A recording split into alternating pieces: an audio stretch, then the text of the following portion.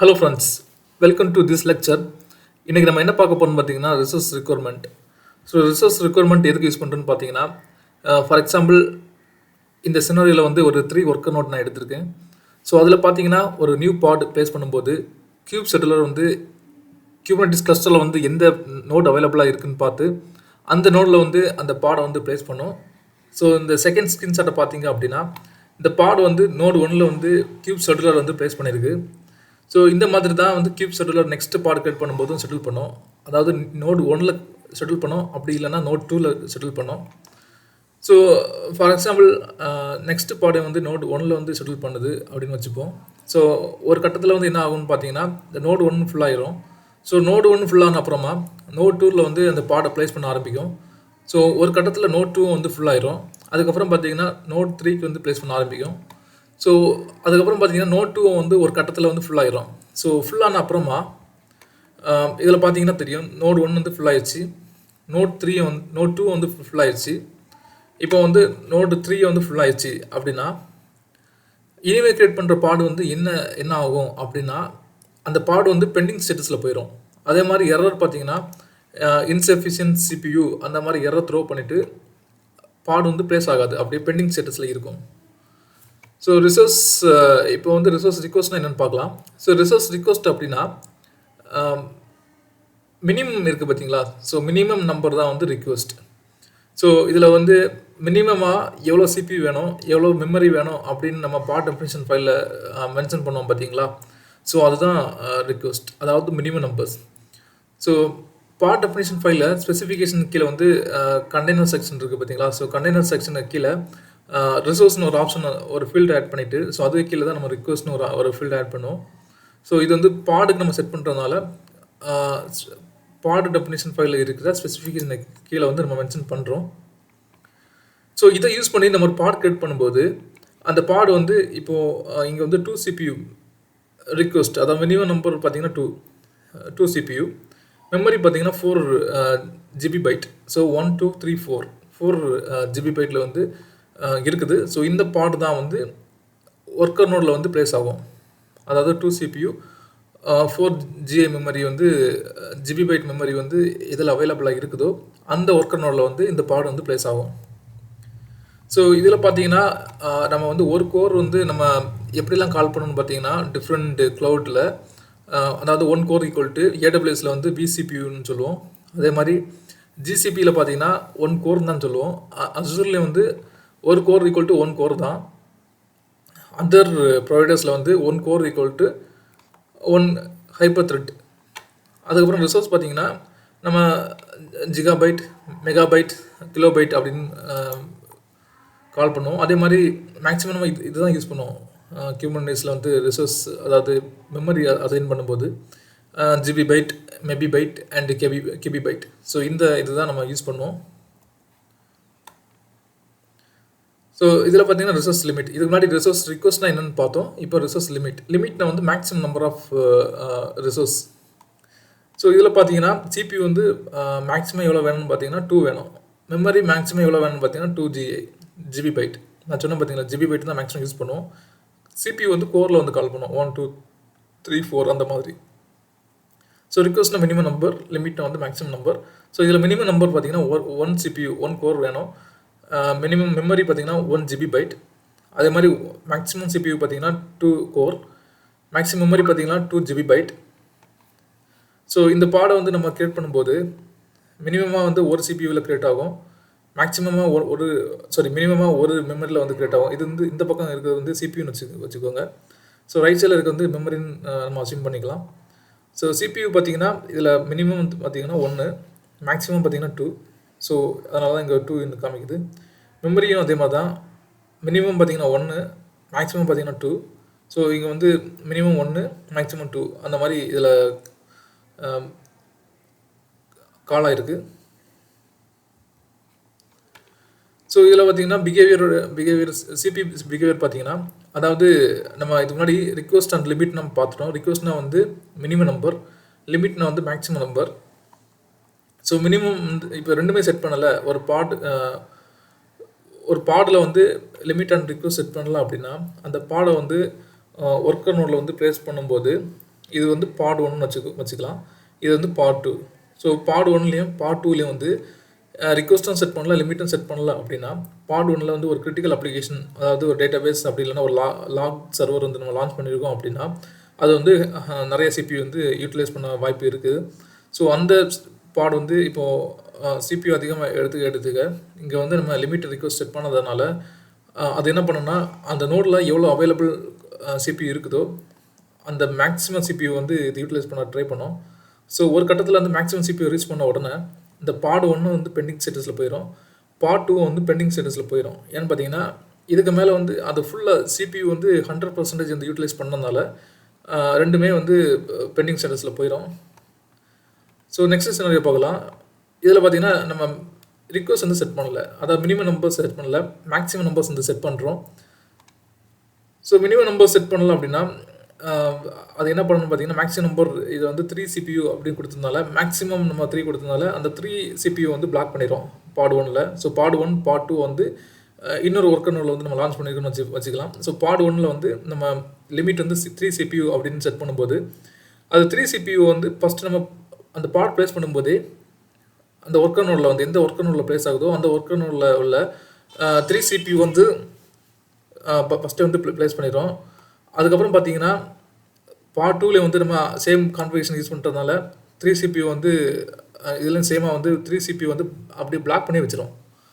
So நம்ம இதுக்கு மேலே வந்து ஏதாவது பார்ட் நம்ம லான்ச் பண்ணோம் அப்படின்னா இது தவிர வந்து அவைலபிளாக இருக்குது பார்த்தீங்களா. ஸோ இதில் வந்து பார்த்தீங்கன்னா இந்த நோட்டில் 6 CPU தான் இருக்குது. ஸோ 6 CPU வந்து இதில் 3 யூட்டிலைஸ் பண்ணியிருக்கு, இதில் 3 யூட்டிலைஸ் பண்ணியிருக்கு. ஸோ இதுக்கு மேலே எந்த பாடமே இதில் லான்ச் பண்ண முடியாது. அதுக்கப்புறம் பார்த்தீங்கன்னா நெக்ஸ்ட் சினாரியோவில் வந்து ரிக்வஸ்ட் லிமிட்டை வந்து நம்ம செட் பண்ணியிருக்கோம் அப்படின்னா இப்போ வந்து ரிக்வஸ்ட் பார்த்தீங்கன்னா 1, லிமிட் பார்த்தீங்கன்னா 3 இந்த மாதிரி செட் பண்ணி இருக்கும்போது ரெண்டு பார்ட் லான்ச் பண்ணுறோம் இந்த நோட்டில். ஸோ பார்ட் ஒன்லேயே நம்ம செட் பண்ணியிருக்கோம், பார்ட் டூவில் நம்ம செட் பண்ணியிருக்கோம் அப்படின்னா பார்ட் ஒன்னில் வந்து லிமிட் பார்த்தீங்கன்னா ரிக்வஸ்ட் பார்த்தீங்கன்னா 1, லிமிட் பார்த்தீங்கன்னா 3. பார்ட் டூவில் வந்து லிமிட் பார்த்தீங்கன்னா 1, ரிக்வஸ்ட் பார்த்தீங்கன்னா 1, லிமிட் பார்த்தீங்கன்னா 3. ஸோ இந்த மாதிரி செட் பண்ணும்போது பை டிஃபால்ட்டாக இந்த பார்டரை வந்து 3ல் வந்து 3 CPU வந்து யூட்டிலைஸ் பண்ணோம், அதாவது பிளாக் பண்ணி வச்சுருக்கோம். பார்ட் டூவும் பார்த்தீங்கன்னா 3 CPU வந்து பிளாக் பண்ணி வச்சுருக்கோம். ஃபார் எக்ஸாம்பிள் இந்த பார்ட் ஒன்னில் தான் நம்ம ஒரு அப்ளிகேஷன் சர்வர் வந்து லான்ச் பண்ணியிருக்கோம். ஸோ இதில் தான் வந்து CPU யூட்டிலைசேஷன் அதிகமாக யூட்டிலைஸ் பண்ணுது அப்படின்னா இந்த பார்ட் ஒன்று வந்து ஃபுல்லாக CPU நம்ம கொடுத்துருக்க CPU ஃபுல்லாக யூட்டிலைஸ் பண்ணிடுறோம். அதுக்கு மேலே வந்து இதுக்கு எக்ஸ்ட்ரா CPU தேவைப்படுது அப்படின்னா நம்ம வந்து இந்த நோடில் இருந்து எடுக்க முடியாது, ப்ளஸ் வந்து இதில் நோட்லேருந்து எடுக்க முடியாது. ஏன்னு பார்த்தீங்கன்னா இதில் 3 நம்ம அசைன் பண்ணிட்டோம், அதே மாதிரி பார்ட் 2 கிரியேட் பண்ணும்போதும் 3 CPU வந்து அசைன் பண்ணிட்டோம். ஸோ இதில் வந்து இந்த நோடில் வேறு எம்டியாகவும் இல்லை, ப்ளஸ் வந்து இங்கே நம்ம லிமிட் செட் பண்ணனால இது தாண்டி அதாவது எடுக்கவும் முடியாது. ஸோ அதனால் வந்து நம்ம நெக்ஸ்ட் சினாரியோ போகலாம். ஸோ நெக்ஸ்ட் சினாரியோவில் பார்த்தீங்கன்னா ரிக்வஸ்ட் வந்து நம்ம செட் பண்ணியிருக்கோம், அதாவது மினிமம் நம்பர் செட் பண்ணியிருக்கோம், மேக்ஸிமம் நம்பர் நம்ம செட் பண்ணல. மினிமம் நம்பர்ஸ் பார்த்தீங்கன்னா 1 CPU செட் பண்ணியிருக்கோம், அதாவது நோடு 4ல் வந்து 2 பார்ட் லான்ச் பண்ணியிருக்கோம். ஒன்று பார்த்தீங்கன்னா பார்ட் 1, பார்ட் 2. பார்ட் 1ல் வந்து மினிமம் பார்த்தீங்கன்னா 1 CPU நம்ம செட் பண்ணியிருக்கோம் வச்சுருப்போம். அதே மாதிரி பார்ட் 2ல் வந்து 1 CPU வந்து செட் பண்ணியிருப்போம்னு சொல்லி நினச்சிக்கலாம். ஸோ இந்த டைமில் என்ன ஆகணும்னு பார்த்தீங்கன்னா பார்ட் 1ல் வந்து நம்ம அப்ளிகேஷன் சர்வர் இருக்குது அப்படின்னா பார்ட் 1 வந்து CPU அதிகமாக யூட்டிலைஸ் பண்ணும்போது மேக்ஸிமம் வந்து அந்த நோடில் வந்து எவ்வளோ யூட்டிலைஸ் பண்ண முடியுமோ அவ்வளோ CPU வந்து யூட்டிலைஸ் பண்ணோம். ஏன்னு பார்த்தீங்கன்னா நம்ம இங்கே லிமிட் செட் பண்ணல. ஸோ லிமிட் செட் பண்ணதுனால அந்த பார்ட்டில் எவ்வளோ அவைலபிள் CPU இருக்குதோ அந்த அவ்வளோ அவைலபிள் CPU வந்து எந்த பார்ட் வந்து அதிகமாக CPU யூட்டிலைஸ் பண்ணுதோ அந்த பார்ட் வந்து எடுக்க ட்ரை பண்ணோம். ஃபார் எக்ஸாம்பிள் இந்த கேஸில் வந்து பார்ட் 1 வந்து எடுக்க ட்ரை பண்ணுது. ஒருவேளை பார்ட் 2ல் வந்து நம்ம அப்ளிகேஷன் சர்வர் லான்ச் பண்ணியிருக்கோம் அப்படின்னா பார்ட் 2 வந்து அதிகமான CPU வந்து எடுக்க ட்ரை பண்ணோம். ஸோ நம்ம வந்து ஒருவேளை பார்ட் 2க்கு வந்து நம்ம ஃபியூச்சரில் வந்து அதிகமாக தேவைப்படுது அப்படின்னா நம்ம ஃபஸ்ட்டே வந்து ரிக்வஸ்ட் செட் பண்ணும்போது 1 CPU கொடுத்துருக்கோம் பார்த்தீங்களா, இந்த இடத்துல 2 CPU இல்லை அப்படின்னா 3 CPU நம்ம கொடுத்து வச்சுட்டோம் அப்படின்னா ஸோ அதை தவிர தான் வந்து ஸோ அந்த ஃபஸ்ட்டே வந்து இந்த பார்ட் 2க்கு நம்ம வந்து செட் பண்ணி வச்சுருப்போம். ஸோ அதை தவிர தான் இந்த பார்ட் 1ஆல் வந்து யூட்டிலைஸ் பண்ண முடியும். ஸோ அந்த மாதிரி சின்னதெல்லாம் வந்து நம்ம ஸ்டார்டிங்லேயே வந்து ரிக்வஸ்ட் வந்து பார்ட் 2க்கு வந்து இவ்வளோன்னு சொல்லி கொடுத்து வச்சுருக்கலாம். இல்லை அப்படின்னா பார்ட் 2ல் வந்து இந்த அப்ளிகேஷன் லான்ச் பண்ணலாம், இல்லைன்னா வந்து அந்த அப்ளிகேஷன் CPU வந்து யூட்டிலைஸ் பண்ணல அப்படின்னா நம்ம வந்து லிமிட் வந்து ரொம்ப கம்மியாகவே ரிக்வஸ்ட் வந்து ரொம்ப கம்மியாகவே கொடுத்து வைக்கலாம். அதாவது 1 சிபியூனே கொடுத்து வச்சுருக்கலாம். ஸோ மெமரியும் பார்த்தீங்கன்னா சேம் பிஹேவியர் தான் பண்ணும். நம்ம சிபியூ பிஹேவ் பண்ணிச்சு பார்த்தீங்களா, அதே மாதிரி தான் மெமரியும் பிஹேவ் பண்ணும். ஸோ இதில் பார்த்தீங்கன்னா லிமிட் ரேஞ்ச் டெஃபினேஷன் ஃபைல் பார்க்கலாம். So limit range definition file பார்த்தீங்கன்னா மெமரிக்கு வந்து சிபியூக்கு வந்து இப்படி இருக்கும், மெமரிக்கு வந்து இப்படி இருக்கும். ஸோ தனித்தனியாக தான் நம்ம கிரியேட் பண்ணுற மாதிரி இருக்கும், சிபியூ தனியாக மெமரிக்கு தனியாக. ஸோ இதில் ஸ்பெசிஃபிகேஷனுக்குள்ள பார்த்தீங்கன்னா லிமிட், அதில் பார்த்தீங்கன்னா minimum value, maximum value, default request, default, இதே மாதிரி தான் மெமரிக்கும் கொடுத்துருப்போம். ஸோ இது பார்த்தீங்கன்னா ரிசோர்ஸ் கோட்டா.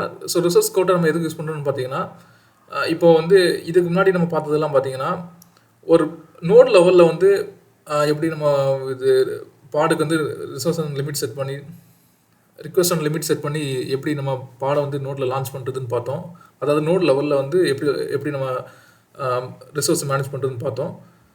ரிசோர்ஸ் கோட்டா அப்படின்னா நேம் ஸ்பேஸ் லெவலில் வந்து எப்படி நம்ம வந்து பாடுக்கு வந்து சிபியூ அலோகேட் பண்ணுறது, அதே மாதிரி மெமரி வந்து எவ்வளோ மேக்ஸிமம் நம்ம வந்து அலோகேட் பண்ணோம் அப்படின்னு சொல்லி கொடுப்போம் பார்த்தீங்களா, அதான் ரிசோர்ஸ் கோட்டா. ஸோ ரிசோர்ஸ் கோட்டானா நேம் ஸ்பேஸ் லெவலில் வந்து பாடுக்கு வந்து எப்படி சிபியூ அண்ட் மெமரி வந்து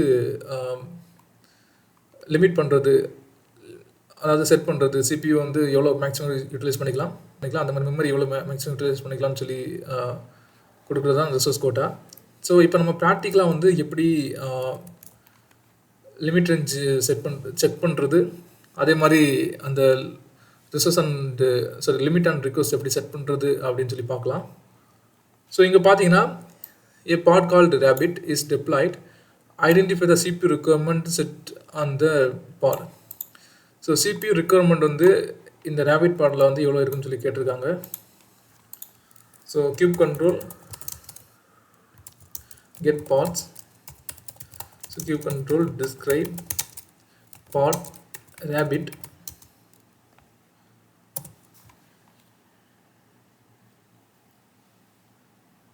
ஸோ இதில் பார்த்தீங்கன்னா CPU requirement, ஸோ இதில் CPU பார்த்தீங்கன்னா ரிக்வஸ்ட்டில் பார்த்தீங்கன்னா 1, so 1.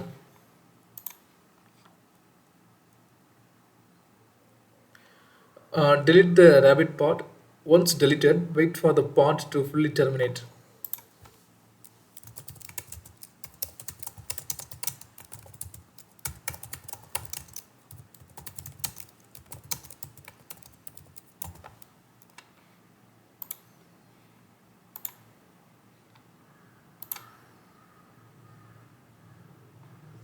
So another pod called elephant has been deployed in the default namespace.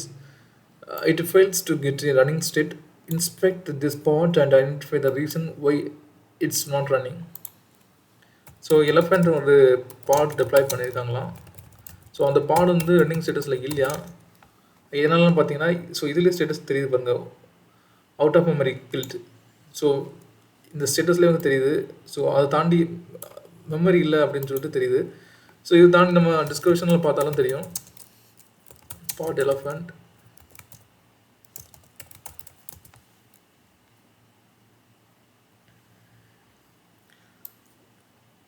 So இதில் பார்த்தீங்கன்னா ஸ்டேட் வந்து வெயிட்டிங்கில் இருக்குது. ரீசன் பார்த்தீங்கன்னா crash loop back off. Last state பார்த்தீங்கன்னா டெர்மினேட்டட். ரீசன் பார்த்தீங்கன்னா out of memory killed. So அதுதான் issue.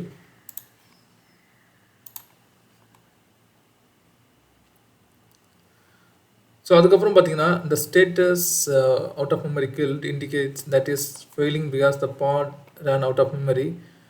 Identify the memory limit set on the pod. So இதில் வந்து மெமரியோடைய லிமிட் வந்து செட் பண்ண சொல்லியிருக்காங்க, செக் பண்ண சொல்லியிருக்காங்க. So cube control describe pot elephant.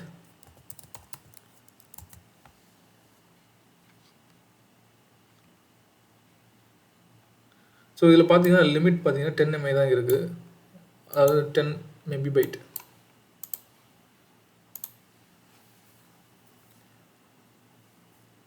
The elephant pod runs a process that consumes 15 MB of memory. So 15 MB of memory வந்து இந்த elephant பாட் வந்து ரன் பண்ணுறதுக்கு யூட்டிலைஸ் பண்ணுமா. ஆனால் நம்மகிட்ட இருக்கிறது பார்த்தீங்கன்னா 10 MB தான் இருக்குது. அப்போ எப்படி ரன் ஆகும்? ரன் ஆகாது. ஸோ நம்ம இந்த லிமிட்டை வந்து இன்க்ரீஸ் பண்ணணும். இன்க்ரீஸ் பண்ணால் மட்டும் தான் இது ரன் ஆகும். அவங்க என்ன சொல்லியிருக்காங்கன்னா, increase the limit of the elephant pod to 20 MB. 20 எம்ஐக்கு வந்து இன்க்ரீஸ் பண்ண சொல்லியிருக்காங்க. ஸோ வந்து நம்ம இப்போ அந்த எலஃபண்ட் பாடை வந்து எடிட் பண்ணி அந்த லிமிட் ரேஞ்சை வந்து செட் பண்ணிக்கலாம், மாற்றிக்கலாம்.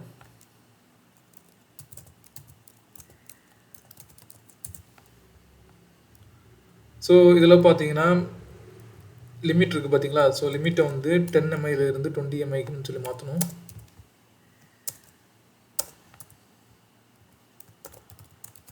அதே மாதிரி இது பாட் டெஃபினேஷன், இந்த பாட் வந்து ரன்னிங் ஸ்டேட்டஸில் இருக்குது. அதாவது ரன்னிங் ஸ்டேட்டஸில் இல்லாத கூட அது வந்து பேக்ரவுண்டில் ரன் ஆகிட்டு தான் இருக்குது. ஸோ இந்த பாடை வந்து டேரெக்டாக அதை எடிட் பண்ண அலோவ் பண்ணாது. ஸோ நம்ம இதை டெம்பரரியாக சேவ் பண்ணோம். ஸோ அதுக்கு தான் வந்து இது காமிக்குது. நான் வந்து இங்கே கியூ கொடுக்குறேன். ஸோ நம்ம கியூ கொடுத்ததுனால இது வந்து டெம்பரரியாக நம்ம கொடுத்த சேஞ்சஸ் வந்து சேவ் ஆகிருக்கு இந்த ஃபைலில். ஸோ இதில் போயிட்டு நம்ம சேஞ்சஸ் இருக்குதான்னு மட்டும் செக் பண்ணிக்கலாம். நம்ம என்ன கொடுத்தோம், லிமிட் வந்து 10 எம்ஐலேருந்து 20 எம்ஐக்கு மாற்றிருக்கோம். ஸோ அது இங்கே நடந்திருக்கு. ஸோ இப்போ நான் என்ன பண்ணுறேன்னு பார்த்தீங்கன்னா, அந்த பாடம் வந்து எக்ஸிக்யூட் பண்ண போகிறேன்.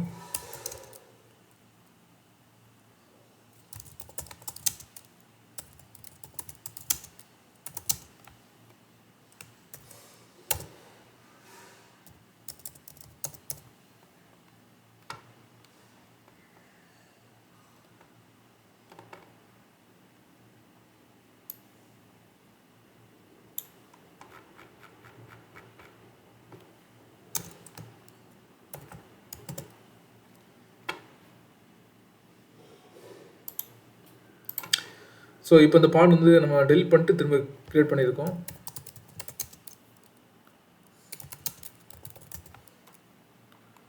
இப்போ பார்த்தீங்கன்னா ரன்னிங் ஸ்டேட்டஸில் தான் இருக்குது. இது முன்னாடி பார்த்தீங்கன்னா அவுட் ஆஃப் மெமரி ஸ்டேட்டஸில் இருந்துச்சு.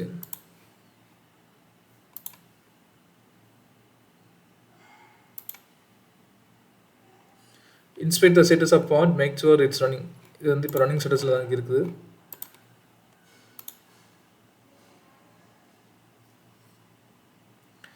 So delete the elephant pod. Once deleted, wait for the pod to fully terminate.